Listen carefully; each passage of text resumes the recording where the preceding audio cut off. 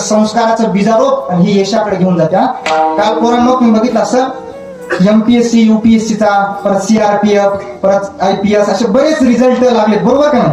अनेक महाराष्ट्रातले पोरं कोणी IPS अधिकारी झालं, कोणी CRPF ला देशाच्या जवानाकरता रक्षणाकरता कोणाची निवड झाली बाबा, ठीक आहे नाही? त्याच्यात एक बाबा अर्धापूर तालुक्यात एक सावरगाव नावाचं गाव आहे आणि त्या गावातला एक सत्यम किशनराव कल्याणकर नावाचा एक पोरगा आहे बाबा. बाबा गेल्या वर्षी तो 2 मार्काने दादा अपयशी झाला बरं का. CRPF मध्ये त्याच्या निवडासाठी त्याला 2 मार्काने तो अपयशी ठरला. बाबा काही 1.5 वर्षापूर्वी त्या सत्यमच्या वडिलाचं आकस्मिक निधन झालं, म्हणजे ऍक्सिडेंटला त्याचे वडील वारले. 1.5 वर्षाखाली बापाचं छत्र हरपलं बाबा. मला सांगितल्यानंतर अंगावर काटा येतो आज.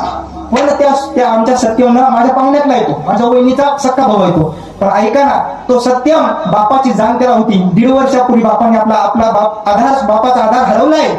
घर जर बघितलं तर आज मातीचं घर आहे बाबा त्या सत्यमचं. पण ऐका ना, संघर्ष केला, अनेक अडचणीवर त्यांनी मात केली. ऐका, डोळ्यांचं स्वप्न होतं, बापांनी दिलेले शब्द होते. ऐका, वडिलाचा संघर्ष होता, घरचा संघर्ष होता, कुटुंबाचा संघर्ष होता. बाबा गेल्या वर्षी अपयशी ठरलं. ऐका, गेल्या वर्षीचं अपयश त्याला एक प्रेरणा देऊन गेलं. पण बाबा आज त्या दिवशी त्याचा रिझल्ट आल्याच्या नंतर तो रिझल्ट पाहिला आणि त्या सिलेक्शन मध्ये सत्यम किशनराव कल्याणकर असं नाव आलं. आयुष्यात तो सर्व जिंकल्यासारखे त्याला झालं.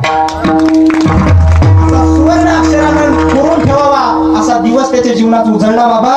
अनेक संघर्षाला, अनेक अडचणींना त्यांनी मात केली. मला सांगायचं काय, 1.5 वर्षापूर्वी बाप केला म्हणून त्याचं महाराज ते एक ध्येय त्या ठिकाणी ठेवलं त्याला.